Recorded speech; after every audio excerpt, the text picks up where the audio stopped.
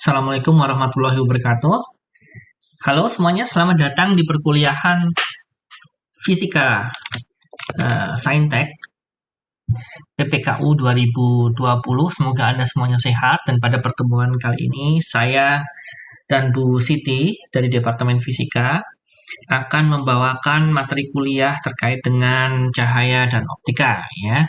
Jadi hari ini kita akan belajar tentang cahaya dan teknologi informasi di mana di sini banyak sekali aplikasi yang cukup menarik untuk dipelajari ya.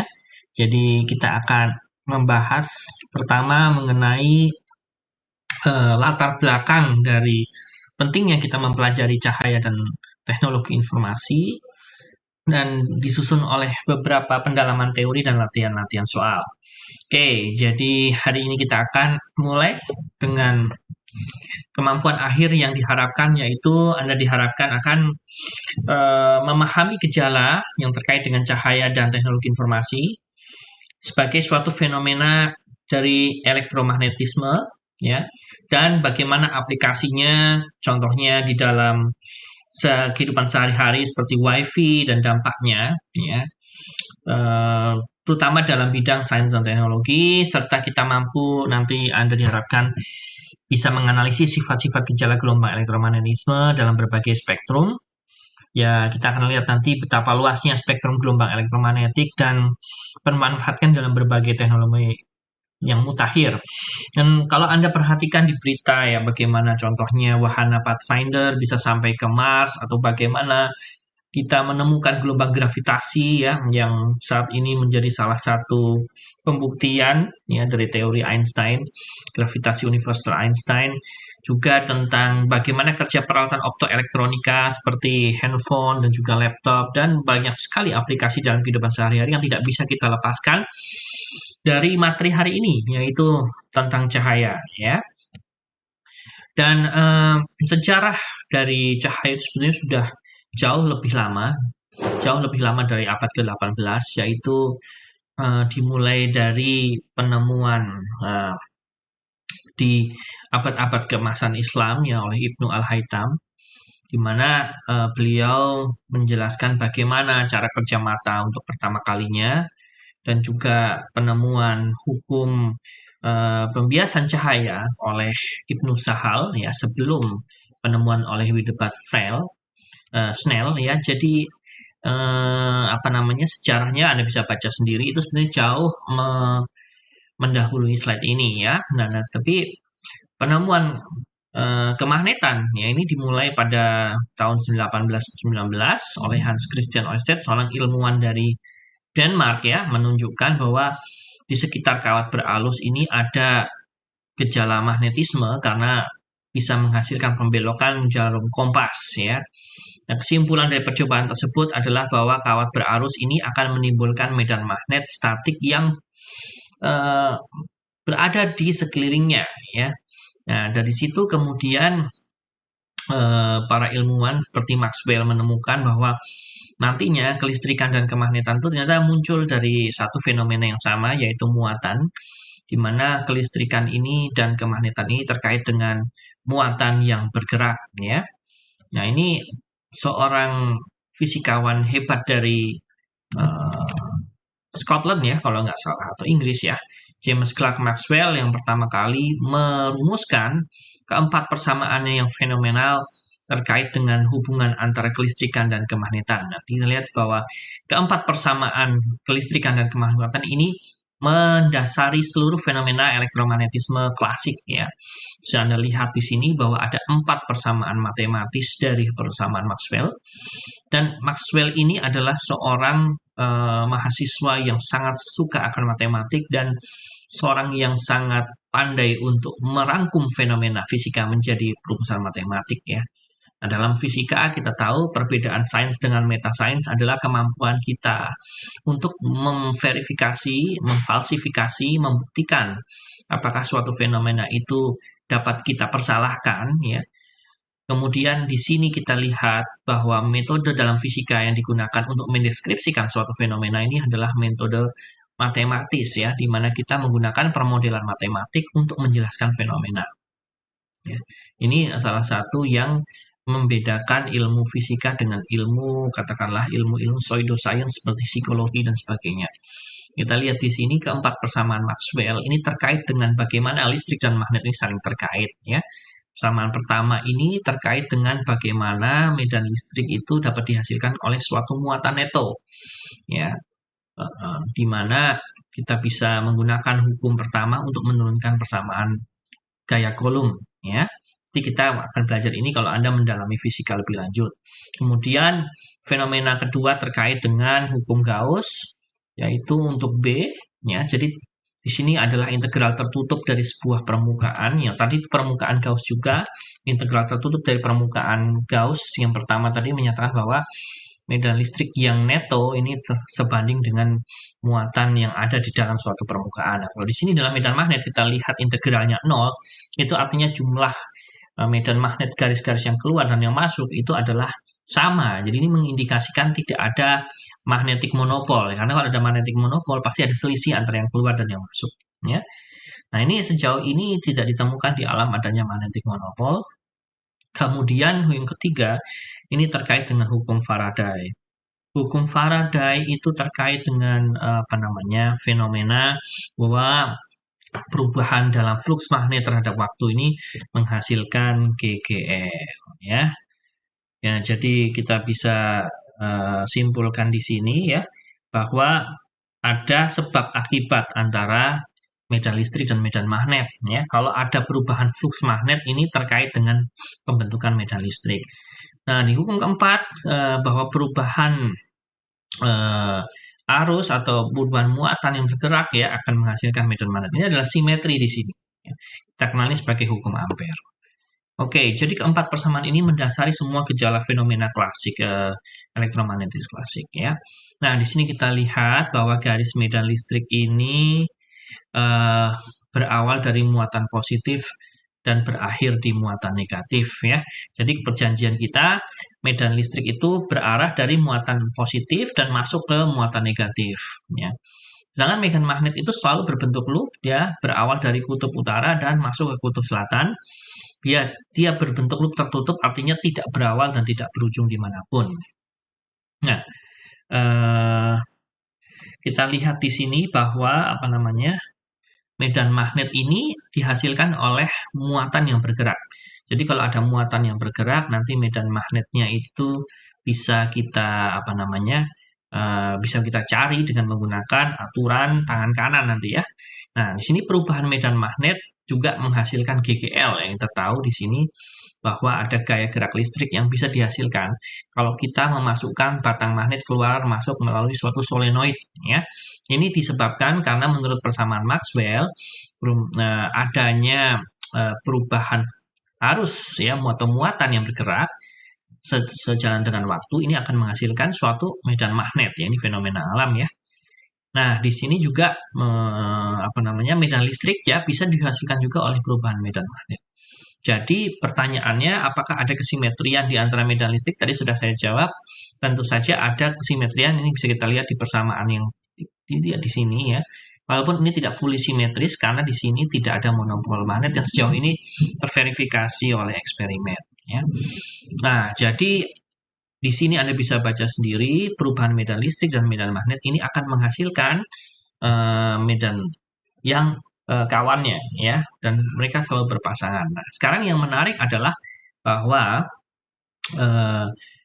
jika B dan E ini secara serempak merambat ya dalam ruang ke segala arah, maka ini ada fenomena yang terkait dengan gelombang elektromagnetik. Jadi kita punya muatan yang bergerak naik turun, dia akan memancarkan medan magnet dan medan listrik yang bergerak dengan kecepatan cahaya dan saling berpasangan, tidak bisa dipisahkan satu sama lain, saling tegak lurus satu sama lain. Kita kenal sebagai gelombang elektromagnetik yang pertama kali dipostulatkan oleh Maxwell dan dibuktikan oleh Frank Hertz. Ya. Dan gelombang semacam ini kita kenal sebagai gelombang elektromagnetik, termasuk di situ adalah gelombang cahaya. Ya. Jadi Maxwell melalui perhitungannya menemukan hal yang menarik bahwa kecepatan gelombang elektromagnetik ini selalu di dalam vakum ya, sama dengan kecepatan cahaya yaitu 3 kali 10⁸ meter per second, dan penemuan inilah yang membuat Einstein kemudian meragukan mekanika klasika Newton ya. Karena di sini persamaan Maxwell tidak mengindikasikan adanya kerangka acuan yang spesial ya, tapi semua pengamat inersial ini sepertinya dari sini melihat bahwa kecepatan cahaya itu selalu sama, yaitu 3 kali 10⁻8 meter per detik. Ya, di sini salah satu yang menyebabkan kelahiran teori relativitas khusus. Nah, jadi apa namanya? Tadi sudah dijelaskan bahwa medan-medan yang berubah dapat membangkitkan medan listrik, dan medan listrik yang berubah juga menghasilkan medan magnet.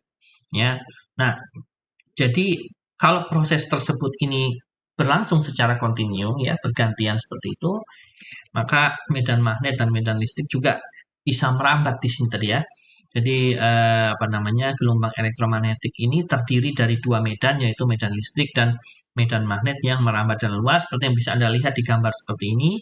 Mereka saling tegak lurus sama lain dan mereka sebetulnya ya memiliki polarisasi tertentu ya. Polarisasi itu adalah bagaimana orientasi dari medan listrik dan medan magnetnya ya. Kalau kita lewatkan suatu gelombang elektromagnetik melalui suatu polarizer atau suatu celah sempit ya polarisasi yang bisa kita atur, maka kita bisa mengatur misalkan medan cahaya dari matahari ya gelombang elektromagnetik dari matahari yang tidak terpolarisasi, yang medan listrik dan magnetnya itu sembarang, kemudian bisa kita filter melalui polarisator, tetapi ya apa namanya medan listrik dan medan magnet ini tidak bisa kita pisahkan ya. Mereka selalu ada bersamaan karena saling merupakan sebab akibat gitu ya. Jadi ketika dipolarisasi yang bisa kita atur hanya misalnya kita hanya ingin polarisasi tertentu saja, misalnya medan listrik yang searah bidang datang saja yang melewat gitu ya. Dibandingkan medan listrik yang acak gitu. Nah, tetapi selalu ada pasangan magnetnya dan seterusnya. Jadi keduanya ini tidak bisa dipisahkan. Nah, jadi yang menarik adalah bahwa dari percobaan Michelson dan Morley yang nanti Anda pelajari di relativitas khusus, bahwa gelombang elektromagnetik ini tidak merambat dalam medium. Ya.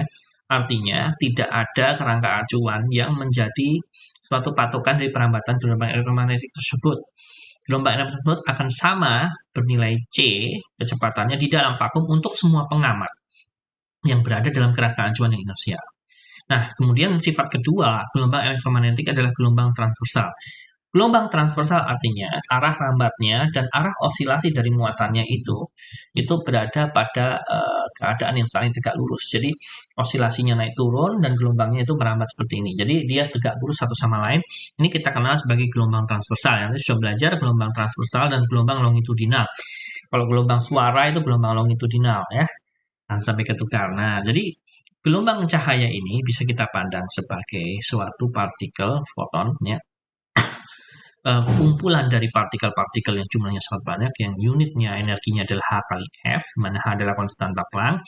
Partikel tersebut kita kenal sebagai foton, maka foton tersebut memiliki beberapa ciri, yaitu dia tidak bermuatan dan juga tidak bisa dibelokkan oleh medan listrik dan medan magnet, ya, karena dia tidak bermuatan. Ya. Tapi dia bisa mengalami fenomena-fenomena optik seperti pemantulan, pembiasan, perpaduan atau interferensi, kemudian hamburan atau difraksi, dan juga polarisasi atau pengkutuban. Ya, jadi sifat-sifat optik yang terkait dengan fenomena gelombang elektromagnetik yang klasik ini, contohnya refleksi, refraksi, interferensi, difraksi, dan polarisasi. Saya yakin Anda sudah pernah mempelajari ini di SMA. Ya. Nah, selain itu di dalam medan magnet dan medan listrik terkandung juga energi. Ya, jadi ketika menyebar dalam ruang dia itu membawa energi. Sehingga suatu hari nanti akan sangat mungkin jika kita kemudian memanfaatkan energi tersebut ya. Misalkan kita bisa mencharge mobile phone atau HP kita dengan menggunakan WiFi atau gelombang elektromagnetik ya. Ini bukan sesuatu hal yang mustahil karena gelombang itu sendiri kan membawa energi ya. Nah, kemudian kita juga tahu kalau permukaannya itu smooth atau cukup datar seperti cermin, maka berlaku hukum pemantulan di mana cahaya yang dipantulkan ya itu sama dengan cahaya yang datang sudutnya ya. Cahaya yang datang sudutnya dan cahaya yang sinar datang sama dengan sinar pantul ini kita kenal sebagai hukum refleksi atau pemantulan ya. Ini seperti ini sebetulnya kita bisa jelaskan menggunakan prinsip Huygens ya.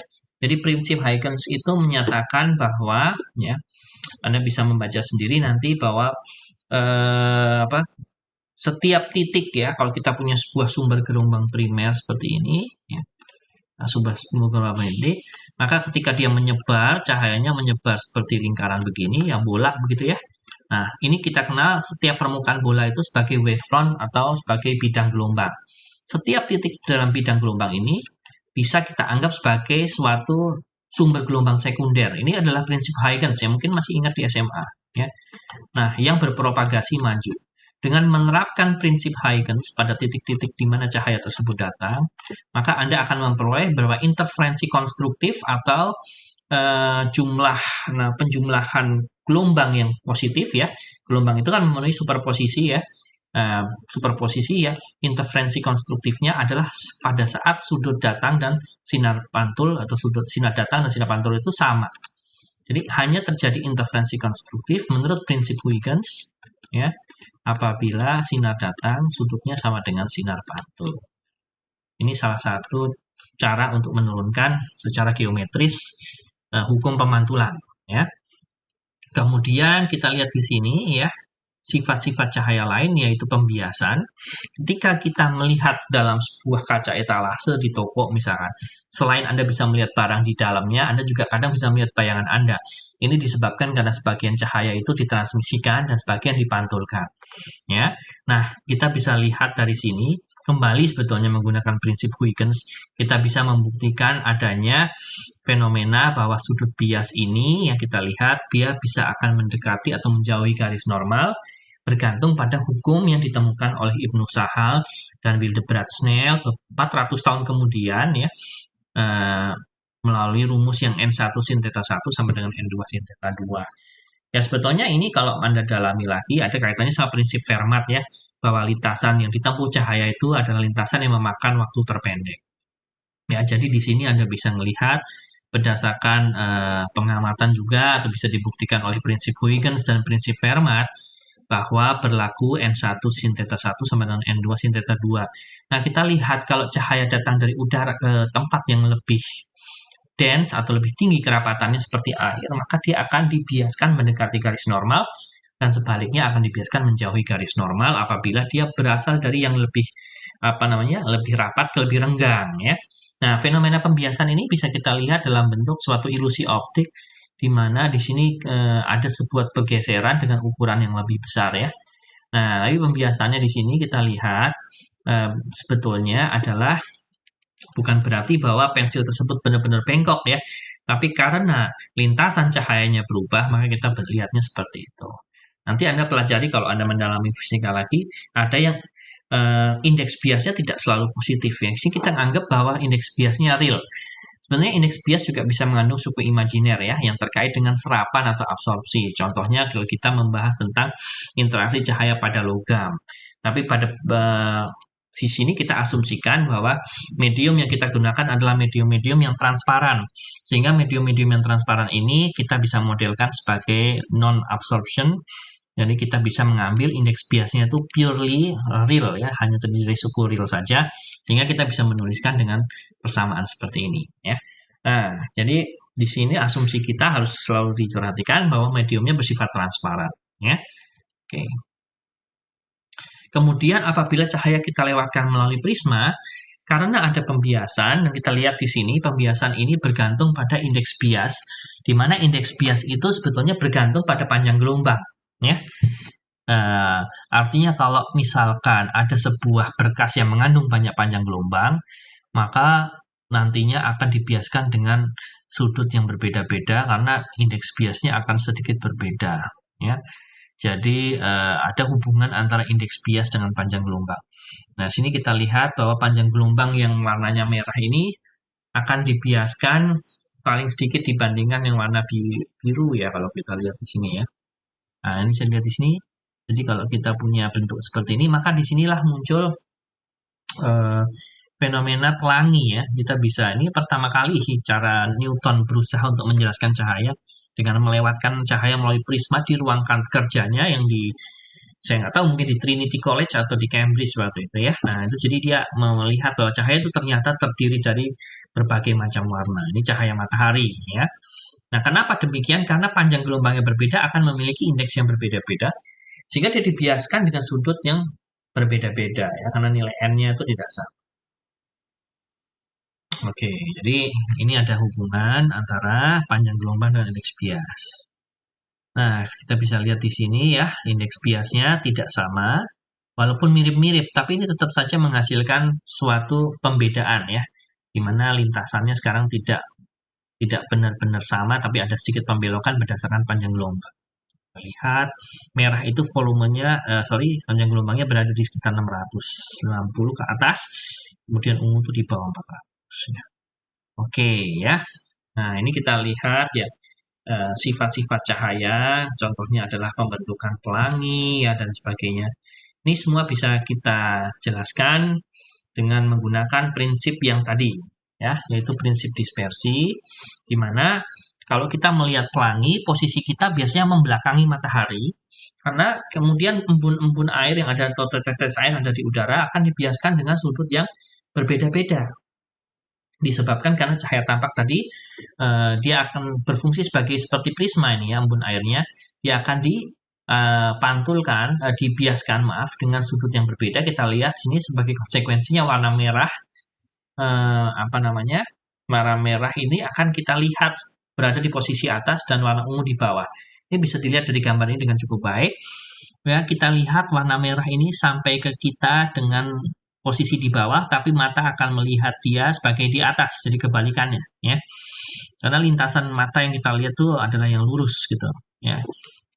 Lintasan cahaya yang dilihat mata. Nah, ini adalah pembentukan pelangi. Nah, salah satu yang menarik adalah kenapa pelangi itu bentuknya seperti busur ya. Nah, ini bisa Anda cari sendiri jawabannya. Saya tidak akan kasih tahu ya. Ini cukup menarik ya. Jadi cahaya bisa mengalami interferensi juga, yaitu ketika dia bertemu dengan sesama gelombang elektromagnetik, dia tidak akan mengalami proses tumbukan, tapi lebih pada superposisi atau interferensi, di mana puncak ketemu puncak akan konstruktif, dan apabila cahaya puncak mengenai lembah, dia akan destruktif ya. Dan ini kita akan sampai pada percobaan Thomas Young, di mana celah sempit ini akan menghasilkan suatu fenomena hamburan apabila panjang celah ini jauh lebih kecil daripada panjang gelombang cahaya, maka dia akan mengalami hamburan atau difraksi ya. Kalau panjang gelombangnya itu lebih terlalu memiliki dimensi yang mirip atau sama dengan lebar celah, maka tidak terjadi hamburan ya. Nah, ini fenomena hamburan ini kemudian bisa menjelaskan pola gelap dan terang di percobaan Thomas Young. Nah, ini ada percobaan Thomas Young ini terkait dengan percobaan celah. Jadi ketika dimasukkan di sini, kita bisa menentukan pola gelap terang di sini sebagai akibat adanya interferensi. Nah, kita tahu rumusnya. Nah, bagi yang pernah praktikum ini ya, bahwa delta S di sini, perbedaan jarak ini sebanding dengan d sin theta. Ya, kalau lihat nih sin theta yang ini, berarti perbedaan jaraknya itu d sin theta. Jika d sin theta sama dengan n kali lambda, maka terjadi interferensi konstruktif. Sebaliknya, jika perbedaan jarak ini sama dengan lembah dikurangi atau lembah dan puncak, maka akan interferensi destruktif. Nah, ini kemudian bisa kita gunakan untuk menentukan panjang gelombang cahaya dengan menggunakan aparatus ini yang namanya interferensi Young. Ya, saya serahkan kepada Anda bagaimana mencari panjang gelombangnya ya. Kalau kita tahu lebar celahnya, jarak antar celahnya, kita bisa menentukan. Kita tahu L-nya berapa, kita tahu D-nya berapa ya. Kalau kisi kita tahu berapa D-nya ya. Nah, kemudian sin tetanya berapa. Ya, ini nanti kita bisa dapatkan lambda. Ini ada alat untuk menentukan panjang gelombang cahaya. Salah satunya seperti itu. Ya. Oke, ya. Jadi ini kita bisa melihat bagaimana fenomena interferensi ini kalau kita dalami lagi berasal dari adanya superposisi interferensi konstruktif dan interferensi destruktif ya. Nah, interferensi minimum ini terjadi apabila d sin theta sama dengan m min setengah lambda ya. Karena m min setengah lambda itu berarti jaraknya itu adalah puncak ketemu lembah di sini ya. Di sini ketemu puncak dan lembah saling bertemu ya.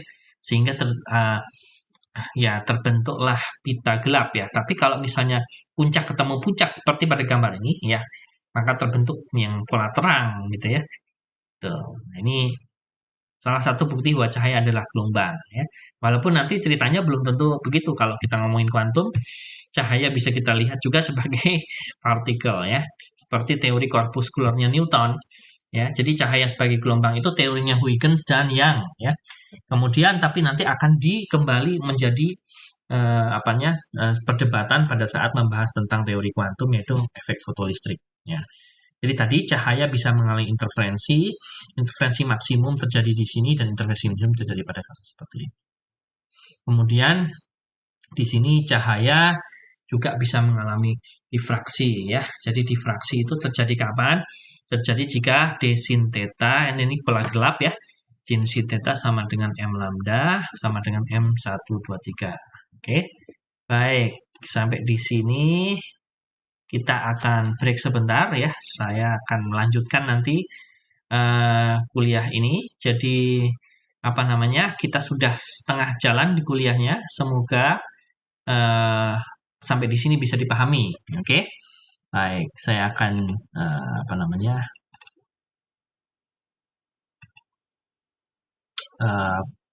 pause dulu sebentar ya. Oke, assalamualaikum ya. Tadi break sebentar, kemudian kita lanjutkan kuliahnya ya. Jadi kita akan lanjutkan ya sharing PowerPoint-nya. Oke. Nah, kita lihat di sini ya. Jadi cahaya ini bisa mengalami beberapa fenomena. Salah satunya adalah interferensi, kemudian juga difraksi ya. Jadi difraksi di sini pola gelap terangnya terjadi pada kondisi-kondisi demikian. Di mana yang perlu Anda ketahui adalah bahwa fenomena terang itu terjadi jika dua puncak ini saling bertemu. Jadi apabila jarak antara lintasan 1 dan 2-nya itu sama dengan kelipatan dari panjang gelombang, maka interferensinya konstruktif dan terjadilah pola terang, dan sebaliknya jika terjadi puncak ketemu lembah, itu terjadi pola gelap. Ya. Kemudian ini tadi yang celah tunggal ya dan celah ganda ya. Kalau dia itu di sini yang digambarkan ini adalah celah ganda, ya. Interferensi yang ya. Nah, kalau kita punya banyak sekali celah, ini kita kenal dengan kisi ya. Maka berlaku juga ya rumusan yang sama ya. Nah, di sini kita punya tambahan d sin theta m lambda itu sama dengan d-nya itu seper n, di mana n itu menyatakan jumlah kisinya ya. Salah ya. Oke, jadi mirip antara kisi dengan celah ya. Nah, ini biasanya kalau kita ingin mengetahui misalkan panjang gelombang cahayanya, ini bisa kita lakukan percobaan dengan kisi. Nah, di sini biasanya jarak antar kisi ini dalam ukuran mikro sampai nanometer. Nah, jadi cahaya juga bisa mengalami polarisasi seperti yang saya katakan tadi ya. Polarisasi itu arah dari medan listrik dan medan magnetnya. Jadi di sini kita lihat ya, berlaku apabila cahaya ini matahari ya, dia tidak terpolarisasi. Artinya dia acak ya, dia terdiri dari banyak gelombang yang medan listrik dan medan magnetnya itu dia acak begitu ya, ada banyak. Kemudian kita lewatkan ke polaroid, akhirnya kita dapat cahaya yang terpolarisasi. Apabila cahaya yang katakanlah di sini cahaya terpolarisasi tertentu ya melewati suatu permukaan ya, jadi permukaan pantul. Nah, cahaya yang terpolarisasi P dan S. Nah, apa ini polarisasi P dan S? Polarisasi P itu plane. Nah, artinya jika medan listriknya itu berada di bidang datang dan bidang pantul, ini polarisasi P. Sedangkan apabila dia berada di tegak lurus dengan bidang datang, kita katakan sebagai polarisasi S. Nah, apabila cahaya tidak terpolarisasi yang terdiri dari P dan S ya, kita lihat di sini yang garis-garis itu adalah cahaya terpolarisasi P, yang titik-titik itu terpolarisasi S melewati suatu bidang, maka ya di sini yang menarik adalah bahwa ada kondisi di mana berlaku hukum Brewster ya, hukum Brewster. Jadi cahaya hukum Brewster itu adalah bahwa cahaya yang pantul ya. Nah, cahaya pantul ini sekarang hanya terdiri dari polarisasi S saja, tapi polarisasi P-nya itu tidak ada.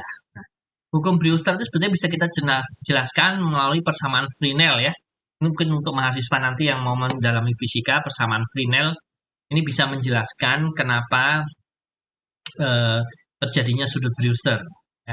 Nah, di sini yang penting ada suatu kondisi di mana cahaya yang tadinya tidak terpolarisasi bisa menjadi terpolarisasi pada sudut tertentu yang kita kenal sebagai sudut Brewster. Nah, syarat sudut Brewster itu adalah bahwa di sini sudut bias ya, jarak antara sudut bias dan sudut pantulnya itu tepat 90 derajat.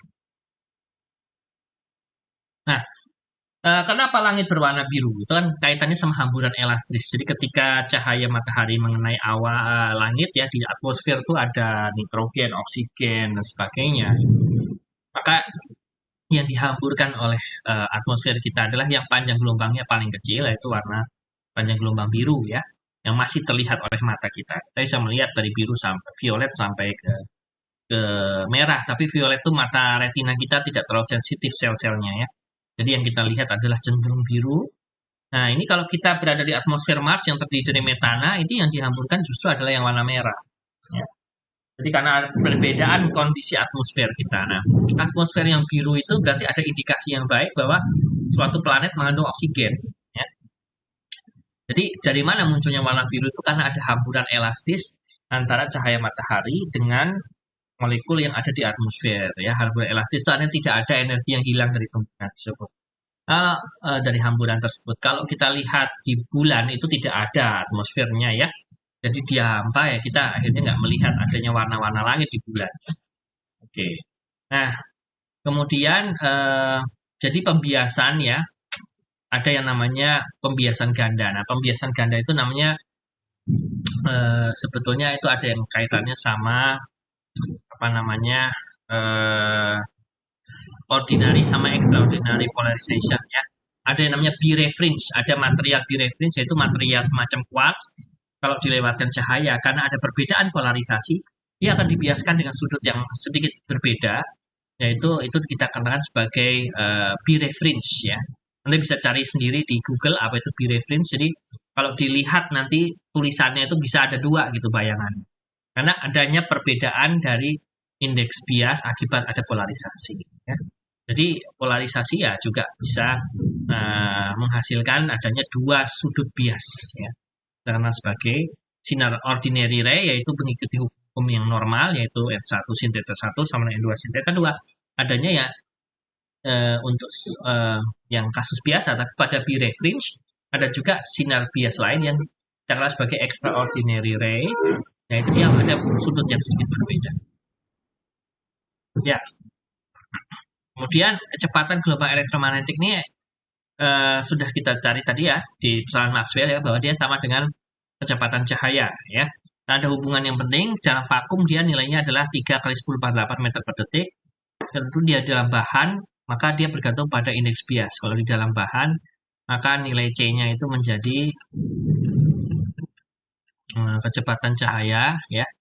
Itu di dalam bahan Cn katanya itu lebih kecil daripada C di vakum ya. Nah, kenapa? Dan karena C di dalam bahan itu sama dengan ya kecepatannya ya bisa kita tuliskan Cn ya itu sama dengan CV dibagi dengan indeks biasnya. Jadi kecepatan cahaya di dalam bahan itu lebih kecil karena indeks bias itu harus lebih besar sama dengan 1. Ya. Jadi, nah, kemudian ada hubungan antara lambda dan frekuensi, di mana kecepatan gelombang elektromagnetik itu sama dengan lambda per F itu sama 3/10⁴ dalam vakum. Ya. Kita bisa cari lambda atau cari F-nya jika kita tahu C dan F-nya atau C dan lambdanya. Ya. C kita selalu tahu. Ya, nah ini spektrumnya sangat luas dan ada spektrum yang sangat tinggi energinya, yaitu sinar gamma sampai ke gelombang radio yang panjang gelombangnya paling tinggi dan paling rendah frekuensi atau energinya. Jadi energinya itu bergantung pada frekuensinya. Semakin tinggi frekuensinya maka energinya semakin besar, semakin rendah frekuensinya energinya semakin kecil. Nah, frekuensi paling tinggi itu dimiliki oleh sinar gamma, ya, yang dihasilkan untuk misalnya aplikasinya dalam membunuh sel-sel kanker atau sel tumor ya. Ini cukup harus hati-hati. Atau sinar gamma ini bisa dihasilkan dari suatu ledakan radioaktif ya, atau bom radioaktif. Nah, ini bisa membahayakan sekali. Kemudian kita kenal ada yang namanya X-ray, kemudian ada UV.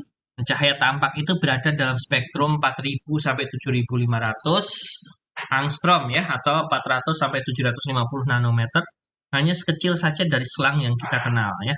Jadi ini adalah gelombang infra cahaya tampak, kemudian dilanjutkan oleh inframerah. Ini bisa kita gunakan untuk deteksi suhu ya, bisa kita pakai deteksi suhu, kemudian gelombang microwave bisa digunakan untuk memanaskan makanan, dan gelombang radio. Nah, masing-masing ini memiliki aplikasi dan berbagai fenomena menarik. Nah, sinar gamma contohnya ini rentang frekuensinya antara 10,18 sampai 10,22 Hz.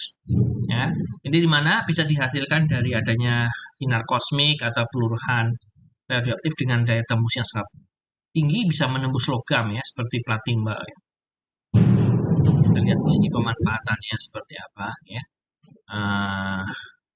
Sinar gamma bisa digunakan dalam pengobatan biomedis untuk mendalami juga kosmologi ya. Contohnya dengan sinar gamma kita bisa melihat ya sisa-sisa supernova dan nebula-nebula yang jauh ya di rasi bintang yang lain. Kita bisa menggunakan ini.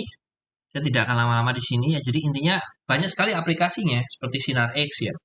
Hadiah Nobel pertama tahun 1895, panjang gelombangnya 0,01 sampai 10 nanometer, frekuensi antara 1016 sampai 10,21 Hz. Jadi gelombang sinar X ini bisa kita gunakan untuk melihat bagian dalam tubuh kita yang padat seperti tulang atau gigi gitu ya. Nah, ini sebetulnya adalah fenomena apa? Fenomena Bremsstrahlung ya, atau adanya apa namanya gelombang yang berada di level energi kilo elektron volt gitu ya. Ini cukup cukup bagus aplikasinya dalam kesehatan ya. Nah, ini juga bisa melihat ya kalau ada benda-benda asing yang ada di tubuh kita gitu ya. Kemudian sinar UV ya. Sinar UV ini bisa kita gunakan untuk juga dalam optoelektronik sebagai LED, kemudian juga di dalam apa uh, penyembuhan atau sterilisasi produk ya, seperti UV untuk membunuh bakteri, kemudian identifikasi mata uang kertas ya. Bisa lihat ya, bisa menggunakan lampu UV. Ya, jadi sekarang UV light juga bisa kita gunakan untuk membunuh virus corona ya. Jadi robot yang kayak kipas angin berjalan itu kan dari sinar UV itu ya, itunya, gelombangnya. Kemudian UV juga bisa digunakan apa namanya, juga bisa berada dalam spektrum tampak dari beberapa hewan ya. Jadi banyak juga hewan yang bisa melihat spektrum UV. Jadi mungkin bagi buaya itu apa namanya, warna langit kita mungkin tidak biru tapi violet ya, atau ungu gitu ya.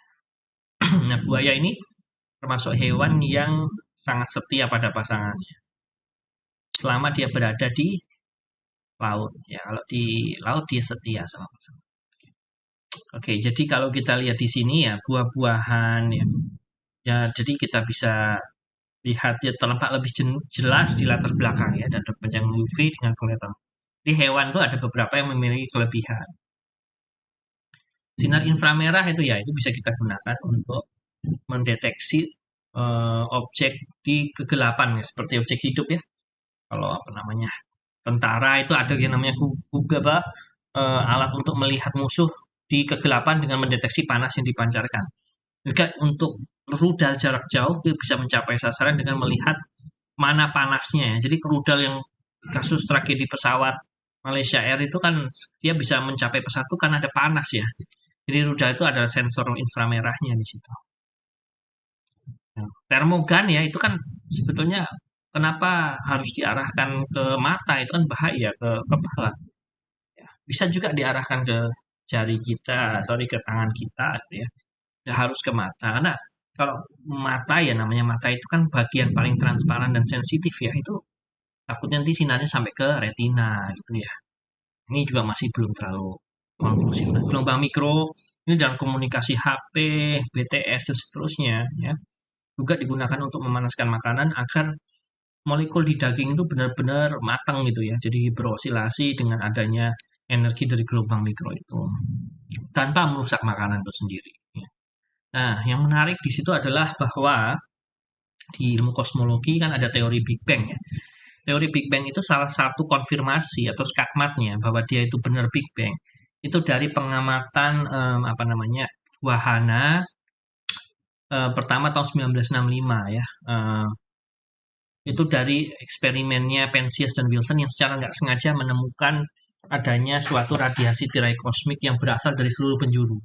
Ini sebetulnya mereka sampai membersihkan radarnya itu, antenanya itu ya untuk mengecek jangan-jangan di situ ada gangguan dan memang ditemukan di situ ada sarang burung. Kemudian burungnya dipindahkan, tapi gangguan itu terus ada. Akhirnya tahun 1992 diluncurkanlah pesawat Kobe untuk mengecek apakah ada radiasi sinar kosmik itu dan benar ternyata ditemukan adanya distribusi yang cukup isotropis pada skala besar. Ada radiasi kosmik. Nah, radiasi kosmik itu sebetulnya apa? Itu peninggalan, ya, peninggalan dari masa awal-awal alam semesta, di mana di awal-awal semesta ini kan terbentuknya atom dan sebagainya, ya. Itu melibatkan proses pelepasan energi. Nah, energi yang waktu itu dilepaskan dalam jutaan Kelvin, kemudian berekspansi dan mendingin sehingga sampai pada suhu yang sangat rendah, sekitar 3 Kelvin. Nah, kalau teori ini benar, kalau ada distribusi sinar kosmik, berarti dulu pernah ada penciptaan. Pernah adanya suatu sintesa atomik ya, yang menghasilkan radiasi yang panas ini. Kemudian karena dia itu terjadi di awal semesta, maka dia akan menyebar merata. Nah, ini kemudian juga ditemukan ya. Jadi di penemuan besar, penemuan bahwa alam semesta itu ada asal-usulnya, ada asal mulanya. Ya. Nah, ini adalah salah satu penemuan terbesar dalam sains menurut saya ya. Oke, jadi gelombang mikro ini bisa digunakan untuk membuktikan teori Big Bang. Nah, gelombang radio dan TV saya kira tidak perlu saya jelaskan terlalu jauh, itu semuanya sekarang komunikasi wifi, ya, internet dan sebagainya menggunakan gelombang radio dan TV, termasuk ketika Anda itu melakukan menonton Piala Dunia atau siaran langsung ya. Nah, itu pakai satelit itu kan dia gelombang radio yang dipancarkan ya. Nah, ini Anda bisa baca sendiri ya. Kemudian juga dalam komunikasi serat optik kita lihat di bidang kesehatan, endoskopi atau di bidang komunikasi ya. Komunikasi seperti internet, sekarang ini serat optik ini bisa mentransfer data sampai ratusan terabyte per detik ya. Jadi ini bahkan fiber optik yang zaman dulu pun tuh masih bagus. Tidak perlu kita ganti selama berpuluh-puluh tahun ya. Karena dia memiliki kemampuan untuk mentransmisi data yang sangat besar dan dalam waktu yang sangat cepat karena dia menggunakan cahaya bukan elektron ya. Nah, prinsip dasar dari fiber optic communication itu adalah total internal reflection, yaitu terjadi ketika cahaya berasal dari objek yang padat ke objek yang renggang sehingga dia akan mengalami suatu keadaan apabila N1 sin theta kritis sama dengan NT sin 90, yaitu pada saat dia itu mencapai pembalikan yang total, artinya dia kembali memantul tanpa harus membias. Berarti dia adalah sudut kritis itu minimal tercapai pada sinus 90. Jadi nilai ini ya, semakin tinggi nilai sudut theta ini, apabila dia melewati sudut kritis maka terjadi total internal reflection. Itulah sebabnya kabel fiber optik itu tidak lurus ya, tapi berbelok-belok begitu ya, ada sedikit kelokannya sebetulnya. Ini untuk menjaga terjadinya total internal reflection. Nah, ini hanya terjadi dia berasal dari objek yang rapat ke yang renggang. Biasanya dia gunakan silikon oxide atau silikon sebagai core-nya ya. Nah, ini di masa depan komunikasi statistik akan mendominasi komunikasi kita. Oke, nah jadi demikian hari ini sudah Anda pelajari berbagai aplikasi dari cahaya. Jangan lupa untuk mengerjakan tugas-tugas latihannya dan ingat selalu bahwa di setiap rumus fisika itu ada cerita yang di belakangnya ya. Semoga kuliah ini bermanfaat. Semoga Anda sehat semuanya. Terima kasih atas perhatiannya. Assalamualaikum warahmatullahi wabarakatuh. Selamat sore, saya Hendra Dihadinata dan Ibu Sitiani. Mohon diri. Sampai bertemu di lain waktu. Bye-bye.